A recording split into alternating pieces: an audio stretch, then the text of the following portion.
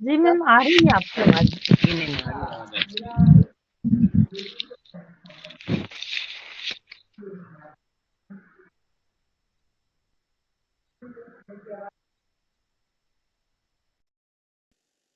हाँ बताइए, अभी बोलिए एक बार कोई भी। ओके, आ रही है आवाज, ठीक है। चलिए, तभी मैं सोची आवाज आ तो रही है आप लोगों की। बाकी माइक अपना बंद कर लीजिए, कपिल जी माइक म्यूट करके रखेंगे, ठीक है। चलिए, तो हम आज की क्लास स्टार्ट करते हैं रिसर्च की। और ये आज आपकी पहली क्लास होगी रिसर्च की, जिसमें हम सभी पढ़ेंगे। तो मैं आप लोग को स्क्रीन पे ज्वाइन करती हूँ, बताइएगा हो रही है या नहीं। सभी लोग पढ़ाई कर रहे हैं ना भाई? पढ़ाई हो रही है नहीं हो रही है? मैम हो रही है पर थोड़ी हो रही है, कम। कैसे हो रही है? ऐसी वाली हो रही है, अच्छी वाली हो रही है? अच्छी वाली नहीं हो रही है मैम, क्यों? कम हो रही है मैम। जितना समय मिलता है उतना पढ़ लेते हैं समय। तो समय निकालना पड़ेगा ना पढ़ने के लिए, ऐसे थोड़ी मिलेगा समय। हाँ, जी मैम। हाँ, ठीक है, चलिए। तो आज हम रिसर्च स्टार्ट करें और पढ़ने में पूरी तरीके से ध्यान दीजिए, ठीक है। आप अपनी तरफ से मेहनत नहीं करेंगे तो कुछ नहीं होगा। चाहे ये बात बोलिए कि टाइम नहीं मिल रहा है या कुछ, आपको टाइम निकालना पड़ेगा अपने लिए, ठीक है। तो टाइम निकालिए और पढ़ाई करिए। आज हम नया टॉपिक स्टार्ट कर रहे हैं रिसर्च का। मैं आपको स्क्रीन प्रेजेंट करते हुए बताएगा हो रही है, हो रही है screen present? Yes ma'am. Yes ma'am, हो रही है। ठीक है। तो हम आज पढ़ने जा रहे हैं पेपर 1 की यूनिट सेकेंड रिसर्च एप्टीट्यूड, ठीक है, जिसे हिंदी में बोला जाता है आपका शोध अभिवृत्ति, ठीक है। रिसर्च मतलब शोध, अभिवृत्ति मतलब एप्टीट्यूड, ठीक है। अब हम पढ़ेंगे इसमें कौन कौन से टॉपिक पढ़ना है। तो पहला आपको पढ़ना है रिसर्च की मीनिंग, डेफिनेशन और कैरेक्टरिस्टिक्स, जिनमें से अब इतने क्वेश्चन नहीं आते लेकिन जनरली आते, लेकिन फिर भी आपको कैरेक्टरिस्टिक्स पढ़नी पड़ेगी क्योंकि स्टेटमेंट में ऐसे क्वेश्चन दिए जाते हैं, ठीक है। दूसरा है आपका रिसर्च के टाइप। तो रिसर्च के टाइप्स बहुत इंपॉर्टेंट है, इनसे क्वेश्चन आते हैं। मैं इसको हिंदी में बताऊंगी आपको। डिस्क्रिप्टिव और एक्सपेरिमेंटल रिसर्च कौन सी होती है, मतलब जो हमें विस्तार पूर्वक समझाई जाती है, और प्रयोगात्मक। फंडामेंटल मतलब बेसिक या मूल रिसर्च। अप्लाइड मतलब व्यवहारिक शोध। कंसेप्चुअल मतलब जो कॉन्सेप्ट बेस होती है। एम्पिरिकल मतलब जो अनुभव पर आधारित होती है, तो अनुभवात्मक शोध। तीसरी होती है हाइपोथेटिको डिडक्टिव एंड एम्पिरिको इंडक्टिव, मतलब आगमात्मक और निगमात्मक शोध आपको पढ़ने हैं, ठीक है। रिसर्च के टाइप में हम इतने टाइप्स को पढ़ेंगे, जिनमें से लास्ट वाला टाइप बहुत इंपॉर्टेंट है, जिसको हम कवर करेंगे, ठीक है। नेक्स्ट आता है पॉजिटिविज्म एंड डेटा टाइप, कि हम पॉजिटिविज्म कौन कौन से होते हैं, जो दो निकले हैं, जिनकी अप्रोच क्या क्या है। तो पॉजिटिविज्म और पोस्ट पॉजिटिविज्म पढ़ेंगे। फिर हम डेटा के टाइप पढ़ेंगे, तो किस तरीके का डेटा जो हम कलेक्ट करते हैं रिसर्च में वो है, तो क्वालिटेटिव और क्वांटिटेटिव डेटा। चलिए, साथ क्लास को आगे बढ़ाने के पहले थोड़ा सा मैं क्वेश्चन पूछूंगी आप लोगों से। आप में से कितने लोग हैं जिन्होंने पहले रिसर्च पढ़ी है? जल्दी बताइए। प्रियंका पाटीदार ने पढ़ी है, और संगीता ने पढ़ी है, और किसने पढ़ी भाई? एमएससी में डिसर्टेशन किसने किसने बनाई है? एमए, एमएससी या बीएससी में? हाँ, बाकी लोगों ने नहीं पढ़ा है पहले? थोड़ी थोड़ी याद है। मैं बस ये पूछे पढ़ा है कि नहीं पढ़ा, याद है फिर नहीं मुझे कुछ करना, क्वेश्चन थोड़ी पूछ रही हूँ आपको। एमए में पढ़ा है, ठीक है, और नहीं, नहीं पढ़ा है मैम। नहीं पढ़ा है। चलिए, बाकी सुषमा जी नहीं पढ़ा है। रिसर्च के बारे में अभी हम जब पढ़ेंगे तो आप एक चीज हमेशा याद रखना, जो लोग पढ़े हैं वो ठीक है, जो नहीं पढ़े हैं, रिसर्च एक ऐसा सब्जेक्ट है जब तक आप उसको प्रैक्टिकली नहीं समझेंगे कि हाँ ये करने से ये होता है, तब आपको रिसर्च समझ में नहीं आएगी। और एक बार में समझ में आ जाए ये भी बड़ी बात है, कि एक बार में समझ में नहीं आती है। तो इसको आप साथ साथ करोगे, मतलब मैं पढ़ाऊं उसके बाद भी 1 घंटा अच्छे से पढ़ोगे, तब रिसर्च आपकी अच्छे तरीके से होगी, ठीक है। तो इसको समझना थोड़ा मुश्किल है, थोड़ा टफ सब्जेक्ट है रिसर्च, और इसमें आपको पूरे तरीके से बाकी चीजों से हट के, ये नहीं कि पढ़ रहे हैं खाना खा रहे हैं या पढ़ रहे हैं खाना बना रहे हैं। इस 1 घंटे में आपकी, इसकी पहले भी क्लास होती है थ्योरी की, पेपर 2 की, उस टाइम पे आप कोशिश करिए कि खाना खा लीजिए या बना लीजिए जो भी, या अभी खाते रहिए और सुनते रहिए, बनाने का काम नहीं करिएगा अभी, ठीक है। तो इस वजह से आप चीजों को सुनेंगे और समझेंगे तो ही आपका रिसर्च क्लियर होगा, ठीक है। तो रिसर्च को अच्छे तरीके से करने के लिए इसको बार बार पढ़ना है। ये नहीं कि मेरी क्लास खत्म और सो गए जाके। 10 बजे सोने के पहले थोड़ा सा देखना कि मैम ने क्लास में क्या पढ़ा है, स्क्रीनशॉट ले लेना, उसको पढ़ते रहना, ठीक है। चलो, जो वाला समझ में आए, हिंदी इंग्लिश दोनों में बताऊंगी, ठीक है। चलिए, अब हम पढ़ेंगे रिसर्च के स्टेप, जो बहुत इंपॉर्टेंट है। हम रिसर्च मतलब होता है कोई भी शोध। हम जब भी कोई भी शोध करने जाते हैं तो हमें क्या क्या चीजें फॉलो करनी है, क्या क्या प्रैक्टिस करनी है, क्या क्या स्टेप यूज करने हैं, उसको हम बोलते हैं रिसर्च के स्टेप, ठीक है। जैसे कि अब मैं आप लोगों से बोलूं कि भाई जाइए और आप मोजीतो बनाइए। मोजीतो सुना है कभी नाम? मोजीतो नाम सुना नो है? मैम। Yes, ma'am. ठीक है। Yes, तो ma'am. जिनने सुना. सुना होगा यस मैम। उनको थोड़ा बहुत पता होगा कैसे बनाते हैं, जिनने नहीं सुना होगा तो उनके लिए तो ये रिसर्च का काम हो गया भाई, ठीक है। मैं आपको बोलूं वर्जिन मोजीतो बनाओ या वाटरमेलन मोजीतो बनाओ, अब क्या होता है भाई ये वाटरमेलन मोजीतो, हमको पता नहीं है। तो हम क्या करेंगे, पहले तो प्रॉब्लम ढूंढेंगे कि ये मैम ने जो बनाने बोला है एक्चुअल में ये है क्या, ठीक है। मोइतो बोलते हैं जनरली, मोजीतो बोल रही हूँ मैं भी, ठीक है। वर्जिन मोइतो बोलते हैं या फिर वाटरमेलन मोइतो बोलते हैं। अब ये जिनको पता है तो ठीक है, जिनको नहीं पता उनको खोजना पड़ेगा भाई ये क्या होता है। जब आप गूगल में जाओगे, वर्जिन मोइतो देखोगे कि भाई ये होता क्या है, कहाँ से आया, कब आया, कैसे बनाया जाता है इसको। तो सबसे पहले आपकी प्रॉब्लम ही ये थी कि मुझे तो पता ही नहीं है मोइतो मतलब क्या होता है। तो रिसर्च जब भी हम करते हैं तो पहले उसकी प्रॉब्लम देखते हैं कि हमें क्या समस्या है और हम क्यों रिसर्च करने जा रहे हैं, ठीक है। फिर देखते हैं कि भाई इससे रिलेटेड चीज हुआ है पहले काम, अब यहाँ क्यों बनने लग गया। मान लो कोई आता है इटालियन फूड बनाता है इधर पर आके, एकदम से तो सीखा नहीं होगा, उसके पास पहले आया होगा दिमाग में कि भाई यहाँ इंडिया में बहुत सारे इंडियन फूड चलते हैं, तो मैं अगर इटालियन थोड़ा कुछ बनाऊं तो अच्छा हो जाएगा। ऐसे ही इंडिया के लोग अगर फॉरेन जाके इंडियन फूड को लेके बनाए, तो उन्होंने क्या देखा कि इंडिया में हमारे पास बहुत सारे ऐसे फूड है जो हम खाते हैं, लेकिन हम एक एक्स्ट्रा चीज अप्लाई करेंगे तो ज्यादा इनकम हो सकती है हमारी। तो इन्होंने देखा कभी ऐसी चीज इंडिया में खाई गई है या ऐसे लोग खाएंगे इंडियन ऐसी चीज को, ठीक है। ऐसा भी नहीं कि कुछ भी बना के खिला देना है। तो पहले हम देखते हैं, रिव्यू लिटरेचर मतलब होता है पहले कुछ चीजें हो चुकी हैं क्या, हम उसको देखते हैं, तो रिव्यू लिटरेचर हो गया आपका। दूसरा होता है आपने रिसर्च क्वेश्चन बना लिया, अब उसको कंफर्म करना भाई यही है, उसके ऑब्जेक्टिव क्या है, क्यों बनाना चाहते हो भाई आप ये दुकान या वर्जिन मोहितो क्यों बनाना चाहते हो, क्योंकि आपको जानना है कि ये क्यों है।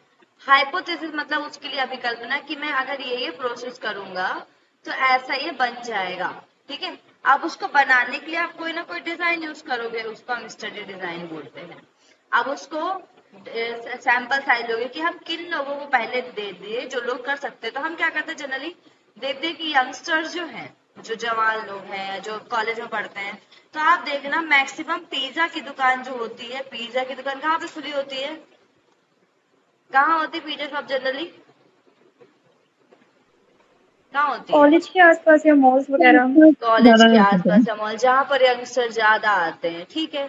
तो आपने देखा भाई मैगी सबसे ज्यादा कहाँ मिलती? मैगी तो 12 रुपए की हम खाते, लेकिन पहाड़ में जाते हैं बच्चे मैगी 90-90 रुपए की खाते हो, ठीक है।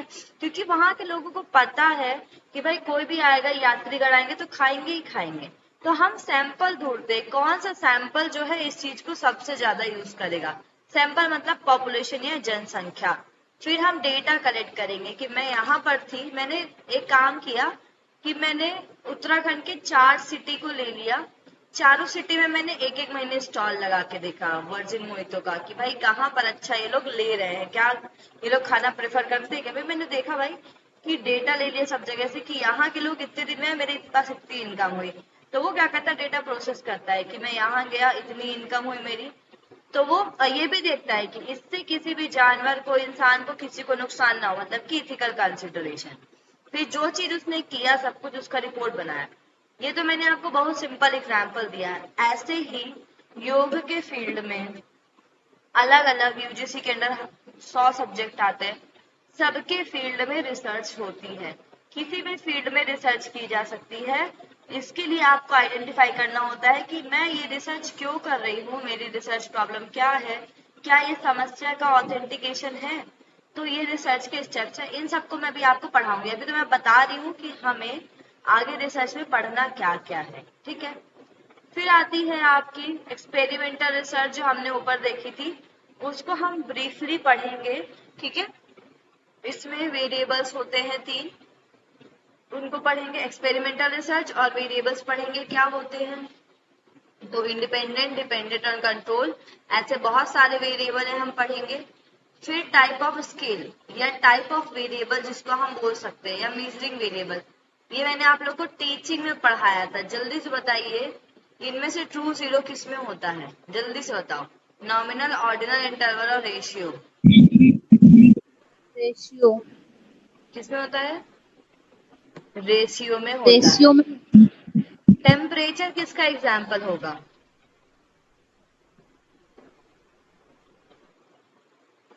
टेम्परेचर नापना इनमें से किसका एग्जाम्पल होगा? नॉमिनल का, ऑर्डिनल का, इंटरवल का या फिर रेशियो का?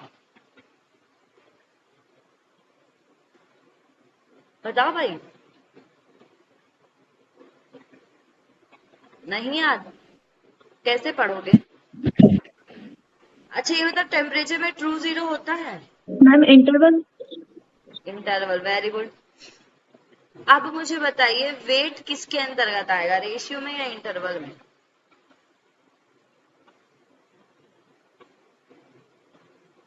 वेट किसके अंतर्गत आएगा?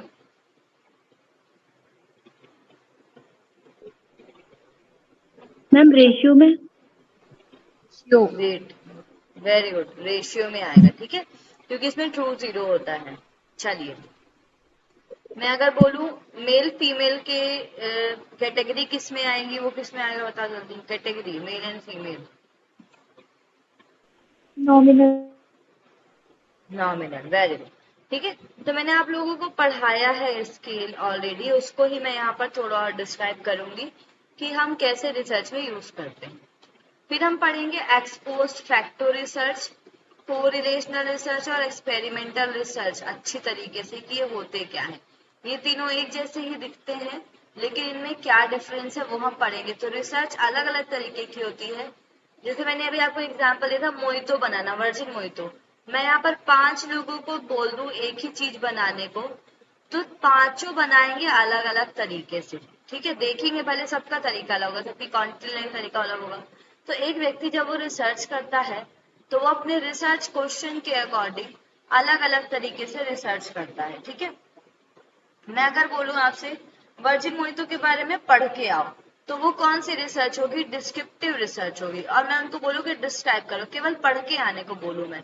लेकिन मैं बोलूं कि आप एक्सपेरिमेंट करो कि वर्जिन मोहितो पीने वाले और मौसम्मी के जूस पीने वाले में इम्यूनिटी किस में ज्यादा है? तो मैंने आपको क्या दिया, एक्सपेरिमेंटल दिया, एक्सपेरिमेंट कराया, प्रयोग करवाया लोगों में, ठीक है। तो ये कौन सी होगी आपकी एक्सपेरिमेंटल रिसर्च होगी। तो रिसर्च अलग अलग तरीके की हो सकती है, there are different kind of research, ठीक है, इतना समझ में आया। अब हम बात करते हैं, जो भी हम सैंपल या जो भी जनसंख्या के लोगों को हम लेते हैं, तो जनसंख्या को हम बोलते हैं क्या, पॉपुलेशन, ठीक है। और जिन लोगों को हम अपने स्टडी में या अपनी रिसर्च में उपयोग करते हैं उनको हम सैंपल बोलते हैं। तो इनको छांटने की टेक्निक होती है। मान लीजिए मेरे पास 10 लोगों का ग्रुप है, उन 10 में से मुझे छांटना है भाई कि मैं एक कॉन्फ्रेंस में 4 लोगों को भेजूं, तो उन 4 में से, उस 10 में से 4 रिप्रेजेंटेटिव मुझे ढूंढने हैं। तो जो 4 लोग हैं वो सैंपल है। उस पूरी पॉपुलेशन का जो रिप्रेजेंटेटिव होता है, जो उसको दर्शाता है, वो सैंपल होता है। जैसे आपके परिवार में घर में शादी का कार्ड आता है, ठीक है, तो घर में शादी का कार्ड आता है तो सब परिवार लिखा हो जाता है, तो क्या पूरा परिवार चला जाता है? मान लो 20 लोग हैं, सब चले जाते हैं शादी में? नहीं जाते ना। एक परिवार को रिप्रेजेंट करने के लिए 1-2 लोग जाते हैं, तो वो परिवार के रिप्रेजेंटेटिव हैं। वैसे ही पूरे पॉपुलेशन का एक रिप्रेजेंटेटिव होता है जिसको हम सैंपल बोलते हैं, ठीक है। तो पॉपुलेशन पूरी जनसंख्या है, ये पूरी पॉपुलेशन होती है आपकी। इनमें से इतने लोग या 1% लोग जो इस पूरी पॉपुलेशन को दर्शाते हैं, इसको हम सैंपल बोलते हैं, ठीक है। अब इसमें हम टेस्ट पढ़ेंगे, पैरामीट्रिक टेस्ट, स्टैटिक टेस्ट कौन से होते हैं, बेल शेवकर पढ़ेंगे, सेंट्रल टेंडेंसी, डेविएशन, क्यूटोरिस स्क्वेनेस, ठीक है। इनमें से ये जो 3 चीजें हैं ये थोड़ा स्टैट्स की हैं, लेकिन आपको पूछा गया है आपके पिछले उसमें, इसलिए हम ये पढ़ेंगे। फिर हम सैम्पलिंग के टाइप पढ़ेंगे कि सैम्पलिंग डिफरेंट टाइप की होती है, तो कौन सा सैम्पलिंग हमें पढ़ना है। नेक्स्ट भी है वो हाइपोथेसिस, जिसको हम परिकल्पना भी बोलते हैं। आप जो रिसर्च करने जा रहे हो, क्या वो रिसर्च आगे काम करेगी, क्या वो रिसर्च आगे काम करेगी, इसको हम बोलते हैं परिकल्पना, ठीक है। फिर definition, alternative research versus null hypothesis research पढ़ेंगे कि हाइपोथेसिस क्या होती है। हाइपोथेसिस मतलब कि मैं अगर कोई चीज इस तरीके से इस प्रोसेस से बनाऊंगी तो वो ऐसी दिखेगी, तो इसको हम हाइपोथेसिस बोलते हैं। हम एक परिकल्पना करते हैं कि ऐसा ऐसा होगा, जरूरी नहीं है कि वैसा हो। तो रिसर्च को करने के पहले हम एक परिकल्पना बनाते हैं या टेंटेटिव स्टेटमेंट बनाते हैं, जिसको हम पूरा करने की कोशिश करते हैं। इनमें एरर्स भी आते हैं, कोई चीजें गलत भी हो जाती हैं। जरूरी नहीं कि हमने सही सोचा तो सही ही हो, सही सोचा तो गलत भी हो सकता है, गलत सोचा तो सही भी हो सकता है, और सही सोचा तो सही भी हो सकता है। तो इस तरीके से अलग अलग स्टेटमेंट होते हैं, इसलिए इसमें जो एरर आती है इसको हम टाइप 1 और टाइप 2 एरर बोलते हैं, ठीक है। तो इस तरीके से आपका सिलेबस होगा जो हमें पढ़ना है। मैं हिंदी में थोड़ा सा बता देती हूँ। इसमें हम शोध के अर्थ के बारे में, प्रकार के बारे में, उनकी विशेषताएं, प्रत्यक्षवाद, उत्तर प्रत्यक्षवाद, शोध के उपागम, प्रयोगात्मक मतलब एक्सपेरिमेंटल, विवरणात्मक मतलब डिस्क्रिप्टिव, ऐतिहासिक मतलब हिस्टोरिकल, गुणात्मक मतलब क्वालिटेटिव, मात्रात्मक मतलब क्वांटिटेटिव, शोध के चरण मतलब रिसर्च के स्टेप्स जो मैंने आपको बताया, शोध प्रबंध कि हम किस तरीके से रिसर्च करेंगे, आलेख लेखन फॉर्मेट कि आप जो रिसर्च रिपोर्ट लिखोगे उसका फॉर्मेट क्या होगा, उसकी शैली कैसी होगी, और शोध में आईसीटी कैसे प्रयोग में लाया जाता है, और शोध की नैतिकता मतलब कि क्या क्या एथिक्स हमें लगाने चाहिए कोई भी शोध करते समय। तो ये हम पढ़ेंगे, समझ में आया? हेलो,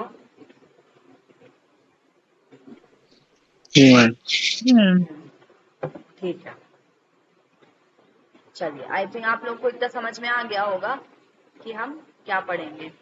अब मैं आपको थोड़ा सा स्टार्ट करती हूँ रिसर्च का इंट्रोडक्शन। आज हम कम ही क्लास लेंगे, आज मेरा व्रत होता है तो मैं थोड़ा सा लूज भी करती हूँ, तो कोई बात नहीं, लेकिन नेक्स्ट टाइम अच्छा फील करूंगी क्योंकि मैं कम खा रही हूँ, ठीक है। चलिए, तो व्हाट इज रिसर्च हम पढ़ने जा रहे हैं कि रिसर्च या शोध होता क्या है।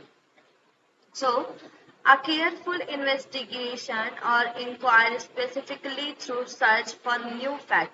Research जो है दो शब्द से बना है। एक तो होता है सर्च करना, रिसर्च मतलब कोई चीज सर्च नहीं हुई है या सर्च हो चुकी है उसमें फिर से देखना कि क्या जरूरी है। तो केयरफुल इन्वेस्टिगेशन मतलब कि जैसे मैंने आपको बोला, अब मैं घर से बाहर हूँ, मम्मी लोग जनरली बोलती हैं कि हम पूछते मम्मी मेरा वो वाली टी शर्ट कहाँ रखी, तुम्हारी बोलती देख वही अलमारी में होगी, है ना। मैं बोलती अलमारी में होगी, हम जाते तो हमको नहीं मिलती अलमारी में, ठीक है। हम क्या कहते जल्दी ढूंढते, मम्मी बोलती अगर मेरे को मिल गई तो मैं एक झापट दूंगी खींच के, ठीक है। मम्मी क्या बोलती, क्योंकि मम्मी वही चीज केयरफुली इन्वेस्टिगेट करती है और हम क्या करते हैं जाके ढूंढते इधर उधर फैलाते आ जाते हैं। लेकिन मम्मी जाती है तो मम्मी अच्छे से निकाल के देती है हमको, और जब हम निकालते तो फैला के भी आ जाते हैं, मम्मी आराम से निकाल देती है। तो रिसर्च मतलब होता है किसी चीज का केयरफुल इन्वेस्टिगेशन और इंक्वायर स्पेसिफिकली थ्रू सर्च मतलब कि चीजों को सर्च के द्वारा फिर से नए फैक्ट को निकालना रिसर्च कहलाता है। ये एक ब्रांच ऑफ नॉलेज है, systematised effort to gain new knowledge. इसमें ये नहीं कि आप कहीं से भी कुछ भी करोगे, इसमें आपको एक क्रम को फॉलो करना पड़ता है, एक क्रम के साथ चलना पड़ता है कि भाई इसके बाद आप ये करोगे। ऐसा नहीं कि यहाँ से उठा यहाँ चले गए। आप जब खाना बनाते हो तो आप कढ़ाई चढ़ाते हो, सबसे पहले क्या करते हो खाना बनाने में? कढ़ाई चलाते हैं या कुकर चलाते हैं? गैस जलाते हैं। स्टोव जलाते हैं सबसे पहले, ठीक है। जलाने सबसे बड़ी इंपॉर्टेंट है, ऐसा तो नहीं कि बना और स्टोव ही ना जलाओ। तो पहला क्या है, सिस्टमैटिक करना है सब कुछ। तो पहले हम क्या करते हैं स्टोव जलाते हैं, फिर उसके बाद क्या करते हैं कढ़ाई चढ़ाते हैं। फिर ऐसा तो नहीं कि पहले आलू डाल देते हैं फिर तेल डालते हैं फिर जीरा डालते हैं। कैसे बनाते हैं,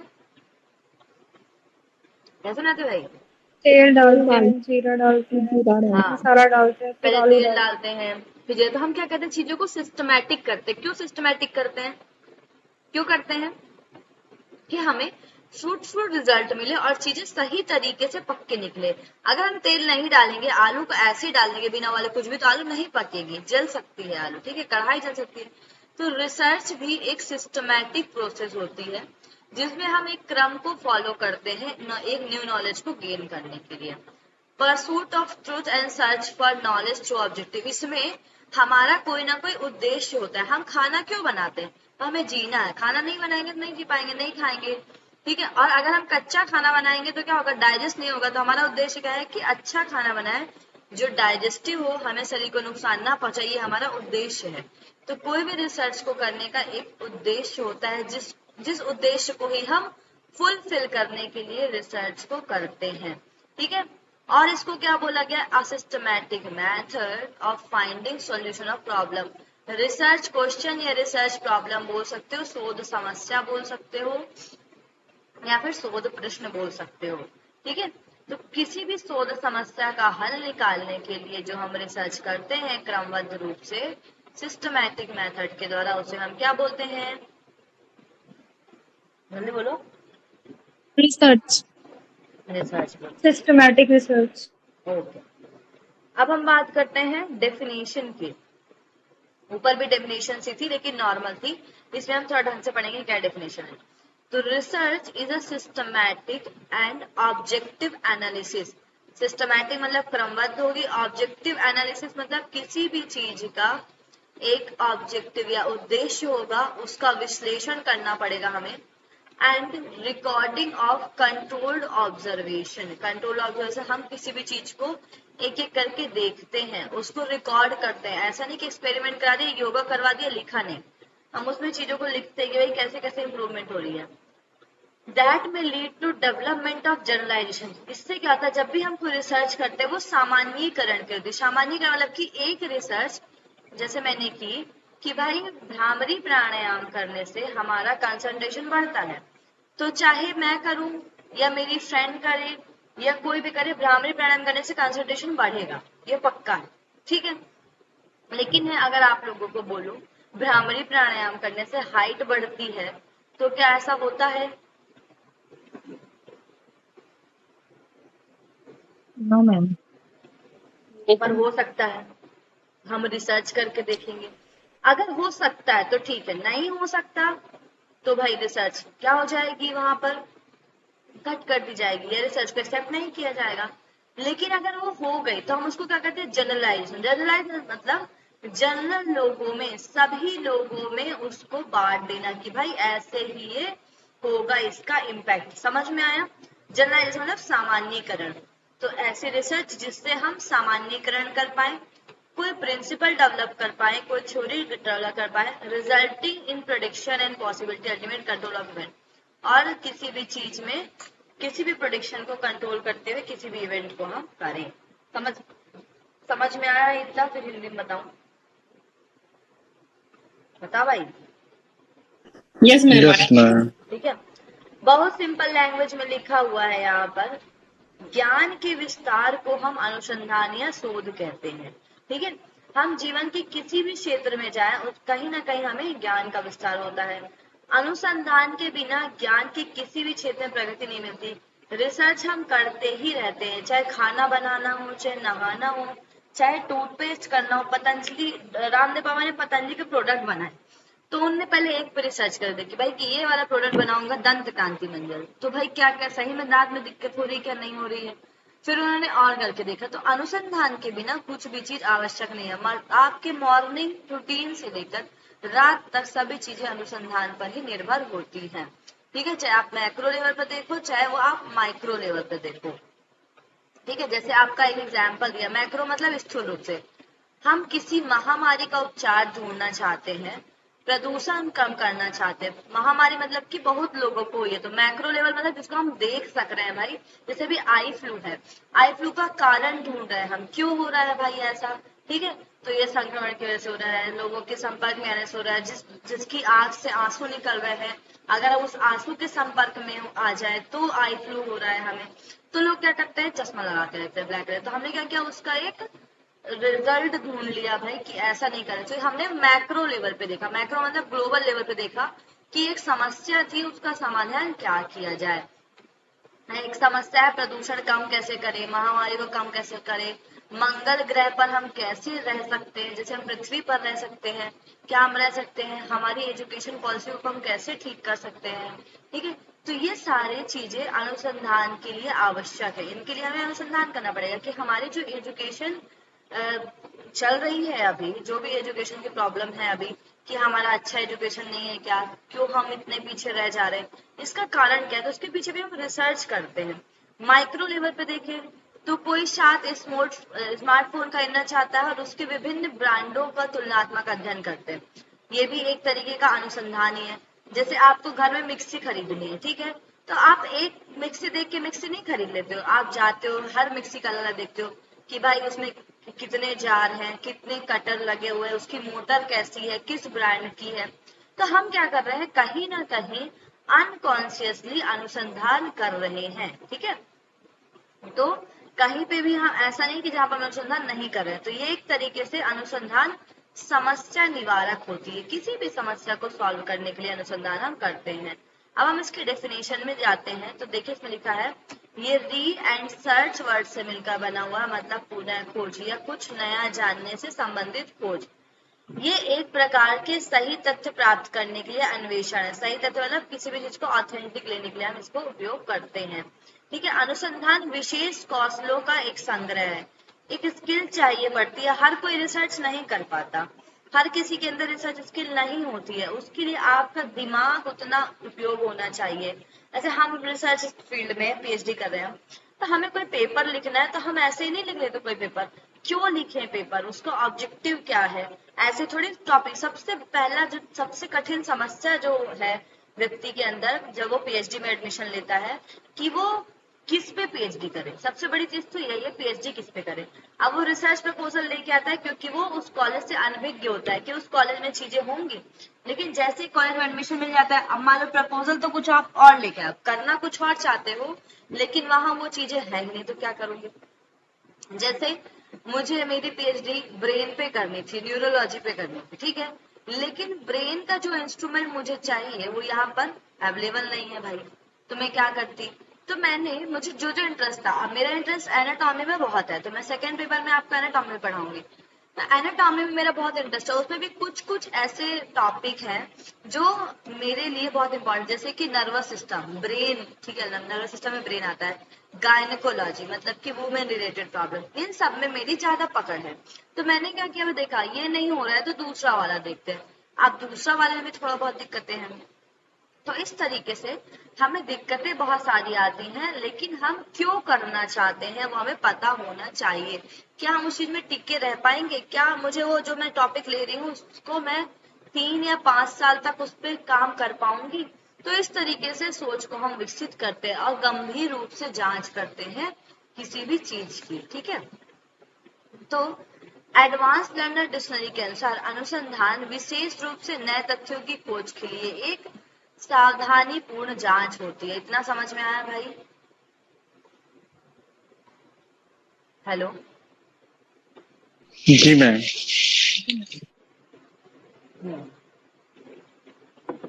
ओके, चलिए हम बात करते हैं।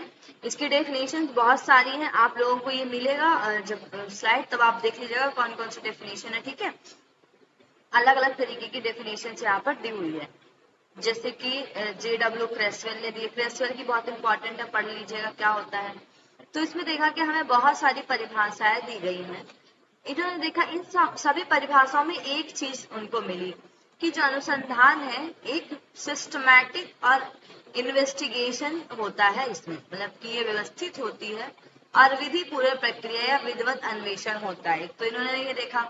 दूसरा, ये वैज्ञानिक पद्धति पर आधारित है, इसलिए इस पर आधारित ज्ञान को वस्तुनिष्ठ या वस्तुपरक बोला जाता है।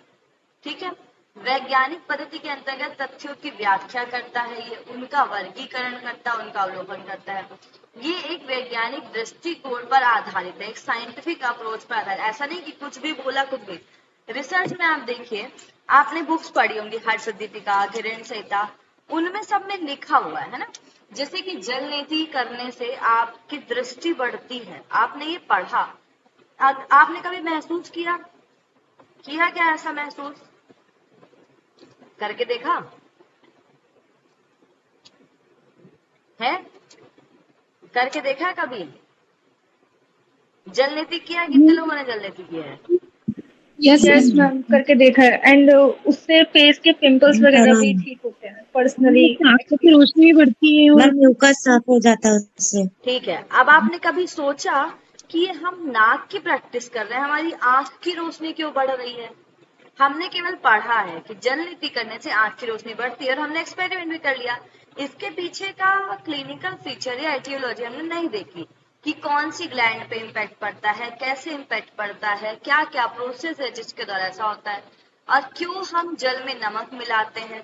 ये सारी चीजें हमने सोची, कभी सोचा है? सोचा है भाई? यस मैम, बट इतना डीप नहीं सोचा। हाँ यस बताइए। मैम, सोचा है। आइसोटोनिक बनाने के लिए हमारे नाक में एक ग्लैंड पाई जाती है। मैंने एनाटॉमी पढ़ाया होगा तो याद होगा, किसी को याद है? किसी को नाक में पाई जाने वाली ग्लैंड का नाम?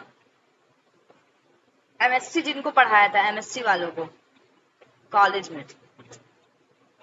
इसमें मेरे बहुत से स्टूडेंट भी हैं जिनको मैंने MSc के लिए पढ़ाया था, बड़ो खुद पढ़ते नहीं है बिल्कुल। बताइए भाई। चलिए, तो हमारे नाक और आंख के बीच में एक ग्लैंड पाई जाती है। ठीक है, आप यहाँ पर हाथ रखेंगे तो आपको एक आंख के लास्ट में थोड़ा सा गाढ़ा गाढ़ा महसूस होगा, या एक नर्व सी महसूस होगी। इसको हम बोलते हैं नेजोलैक्रिमल ग्लैंड। ठीक है, नेजोलैक्रिमल, नेजो मतलब नाक और लैक्रिमल मतलब आपकी आंख। ये ग्लैंड की वजह से जब हम जल नीति करते हैं, ये ग्लैंड की वजह से पानी हमारी आंख की तरफ भी मूव करता है, जिसके वजह से हमारी आंखों की रोशनी बढ़ती है। ठीक है, और ये हमारे ऑप्टिक नर्व पर इम्पैक्ट डालता है। और समझ में आया आपकी किस तरीके से चीजें काम करती हैं? तो हम रिसर्च में ये सारी चीजें देखने की कोशिश करते हैं कि भाई चीजें कैसे चले। तो ये एक साइंटिफिक अप्रोच को फॉलो करता है। हमने जो भी पढ़ा, रिसर्च कैसे बनती है, जैसे किरण संहिता का एक सूत्र ले लो, उसमें कोई चीज लिखा है, उस सूत्र को ही फॉलो करो, उसकी ही रिसर्च बना लो भाई, कि क्या वो चीज लिखा वो सच में होती है, ये रिसर्च हो गई। लिखी हुई चीज को साइंटिफिक अप्रोच प्रदान करना ही आपकी रिसर्च कहलाती है। फिर चाहे वो बेसिक साइंस जैसे कि भौतिकी हो, रसायन हो, सोशल साइंस हो, या दर्शन शास्त्र, कोई भी हो सकता है। ठीक है, समझ में आया इतना? Yes ma'am. ठीक है, अब हम पढ़ते हैं दर्शन शास्त्र रिलेटेड कुछ चीजें जो हम यहाँ पर पढ़ेंगे। ठीक है, हम बात करते हैं दर्शन शास्त्र की। जब भी तो दर्शन शास्त्र का मतलब यही होता है कि भाई जो भी चीज है उसको हम अपने तरीके से कैसे देखते हैं, दार्शनिक रूप से, फिलोसफिकल रूप से हम कैसे देखते हैं, तो उसको हम दर्शनवाद बोलते हैं। ठीक है, इसमें बहुत सारी चीजें आती हैं, जैसे कि तत्व मीमांसा। तत्व मीमांसा मतलब होता है मेटाफिजिक्स। ये क्या होता है, हमने कोई भी चीज देखा उसके सत्य की स्वरूप की खोज करना। जैसे कि मेरा अस्तित्व क्यों है, तत्व मीमांसा मतलब कि मेटाफिजिक्स मतलब कि वो जो तत्व बना है वो कैसे बना है, कहाँ से आया, उसका बोध कराना मेटाफिजिक्स कहलाता है। ठीक है, तो ये सत्य के स्वरूप की खोज है, यह अस्तित्व, समय, स्थान आदि का बोध कराती है। नेक्स्ट आती है एपिस्टेमोलॉजी। एपिस्टेमोलॉजी मतलब ज्ञान मीमांसा, कि हमें जो भी चीज मिल रहा है उसका हम ज्ञान कैसे प्राप्त करें। यह रोचक शब्दों में ज्ञान का ज्ञान कहते हैं, जैसे कि ज्ञान कैसे प्राप्त किया जाए, ज्ञान के स्रोत क्या है, प्रकृति, विषय क्षेत्र, ज्ञान की विधियों के बारे में। एपिस्टेमोलॉजी मतलब होता है कोई भी चीज जो है वो कहाँ से आई है, उसका ज्ञान हमें कहाँ से मिले, उसको हम बोलते हैं एपिस्टेमोलॉजी। मेटाफिजिक्स मतलब सत्य की खोज करना कि इस चीज का अस्तित्व है। जैसे कि चारवाक दर्शन है, ठीक है, वो चार तत्वों को तो मानता है, पांचवें आकाश तत्व को नहीं मानता, बोलता आकाश है ही नहीं। लेकिन हमें आकाश स्पेस नजर आता है, हमारे बॉडी में तत्व गैस बनना आकाश तत्व है। ठीक है, खालीपन होना। तो हम चीजों के अस्तित्व को जब खोज लेते हैं, सत्व की खोज करते हैं, समय की खोज करते हैं, इसको हम बोलते हैं मेटाफिजिक्स। और इन सब की खोज के लिए हम जिस ज्ञान को जहां से प्राप्त करते हैं, जिस ज्ञान के स्रोत को हम लेते हैं, उसको हम एपिस्टेमोलॉजी बोलते हैं, ज्ञान मीमांसा बोलते हैं। और इसको फ्रेडरिक फ्रेरियर ने दिया था। ठीक है, इन्होंने बोला ज्ञान प्राप्ति के लिए हम दो चीज उपयोग करते हैं। पहला तो होता है रेशनलिज्म। रेशनलिज्म मतलब तर्कवाद करके, अपनी लोगों से जितने कोई भी क्वेश्चन है उनसे लोगों से बातचीत करके, चर्चा करके। इसमें यह माना गया है कि मस्तिष्क का इंद्रियों पर नियंत्रण है। इन्होंने माना कि जो भी चीजें हो रही हैं, हम जो भी ज्ञान प्राप्त कर रहे हैं उसको हम केवल अपने ब्रेन के द्वारा प्राप्त कर रहे हैं। हमारा ब्रेन चाहेगा कि हम इधर मूव ना करें तो नहीं करेंगे। अगर मुझे कोई बुला रहा है, मेरा कान सुन रहा है उसकी आवाज, लेकिन मेरा ब्रेन नहीं चाह रहा उसको सुनना, तो मेरा क्या है, मस्तिष्क पे कंट्रोल है। तो इन्होंने बोला कि हम ज्ञान को कितना भी प्राप्त करें, लेकिन हम मस्तिष्क जब काम करेगा तभी। जैसे कि आप देखो एक व्यक्ति जिसको सुनाई नहीं देता है, ठीक है, उसके पास कान है लेकिन उसको सुनाई नहीं दे रहा है। क्यों नहीं दे रहा भाई? कान है पर सुनाई नहीं देता। ऐसा बाहरी लोगों के कान टूट जाते हैं क्या? उसकी इंद्रिय काम नहीं कर रही है, कर्ण इंद्रिय काम नहीं कर रही। क्यों काम नहीं कर रही है? क्योंकि मस्तिष्क का वो एरिया, वो टेम्पोरल एरिया जो कान को काम करवाता है, सुनाने के लिए प्रेरित करता है, वो एरिया ही काम नहीं कर रहा है ब्रेन का, तो उसको कैसे सुनाई देगा कान में? ठीक है, तो मस्तिष्क ही सब चीजों का ज्ञान दिलाता है। इसमें तर्क अनुभव से पहले आता है, मतलब कि हम कोई भी चीजों को अनुभव करने के पहले उसका माइंड मैपिंग बनाते हैं। जैसे कि आप कहीं मैं आपसे बोलूं कि चलिए हम ट्रिप, आप सभी ट्रिप करिए उत्तराखंड आने की। अब जैसे मैं उत्तराखंड रहती हूँ तो मैं चाहूंगी कि आए, हमारे स्टूडेंट लोग आते भी हैं पर यहाँ नहीं आते हैं। ठीक है, संगीता आई थी, आई नहीं थी इधर। ठीक, तो मैंने आपसे बोला चलो भाई ट्रिप बनाओ और आप आओ, तो ट्रिप अभी बनी नहीं है, अनुभव किया नहीं है आपने ट्रिप को, लेकिन आपके दिमाग में इमेज बन गई, अच्छा ट्रिप में जाना है तो हम ऐसे ऐसे जाएंगे। तो तर्क जो है अनुभव से पहले आता है और ये निगमन से संबंधित है। अब निगमन मैं आप लोगों को पढ़ाऊंगी, जब टाइप पढ़ाऊंगी कि निगमन होता क्या, आगमन क्या होता है, लेकिन याद रखना निगमन तर्कवाद से संबंधित है। मतलब rationalism is connected to deduction. Deduction मतलब मैं सिंपल भाषा में आपको बताऊं, किसी रूल पे जब हम कोई काम करें, रूल बन गया है एक, उस पे जब हम काम करते हैं। और इंडक्शन मतलब होता है, आगमन मतलब होता है रूल को बनाना। इसमें हम क्या कहते हैं, बनी बनाई चीजों पे ही चलते हैं। जो स्टीरियोटाइप या जो फॉर्मूला, जैसे मैथ का फॉर्मूला बना दिया गया a+b और मुझे क्वेश्चन दे दिया गया कि इसको सॉल्व करो इस फॉर्मूले से, तो मैं उस फॉर्मूले का उपयोग करके क्वेश्चन सॉल्व करती हूँ। इसको हम बोलते हैं निगमन विधि। क्योंकि हमारा तर्क क्या होता है, तर्क कब काम करता है, लिखी पढ़ी चीजों पे ध्यान देता है, लेकिन अनुभव पढ़ी चीजों को ध्यान देता है। अनुभव बोलता है कि जरूरी नहीं कि मेरा मन सब कुछ है, जो मैं चीज अनुभव करता हूँ वो चीज सबसे बड़ी होती है। तो ये क्या करता है, इंद्रियों द्वारा संसार को प्राप्त करने को मानता है। तो इसमें क्या करता है, इसमें व्यक्ति खुद अपनी चीजों को बनाता है। इसमें क्या करता है, जो रूल बने बने उसको फॉलो करता है, लेकिन अनुभववाद में अपने रूल स्वयं डेवलप करता है वो। ठीक है, इसमें बिना कोई ज्ञान उत्पन्न नहीं हो सकता। ठीक है, इसके भी इनका मानना है कि इंद्रियों के बिना कोई भी ज्ञान नहीं है। अगर मेरे संपर्क में कोई चीज आ ही नहीं रहा है तो मैं कैसे उसका ज्ञान करूंगी। तो ये आगमन को मानते हैं। समझ में आया भाई इतना? Hello, yes ma'am. ठीक है। आई Yes, थिंक ma'am. आप लोगों को इतना समझ में आया होगा। मैं आप लोगों को कल पॉजिटिविज्म और पोस्ट पॉजिटिविज्म पहले पढ़ाऊंगी, उसके बाद आगे रिसर्च डिजाइन पढ़ाऊंगी। एक बार देख लूं कहाँ पर पढ़ाया गया है। ठीक है, कल मैं आप लोगों को पहले पॉजिटिविज्म एंड पोस्ट पॉजिटिव पढ़ाऊंगी, उसके बाद मैं आप लोगों को रिसर्च के टाइप पढ़ाऊंगी। तो आज ज्यादा ना हो, ओवरलोड ना हो, इसलिए आज मैं यहीं पर कंप्लीट कर रही हूँ। ओवरलोड तो नहीं हुआ ना? नहीं तो बोले मैम पहली क्लास में ही जो है पढ़ा दे रही कंटिन्यूसली। ठीक है भाई? Hello, yes ma'am. Okay, yes ma'am. चलिए। Yes ma'am. इसका दीदी हिंदी वाला भेजे थे क्या पहले? क्या?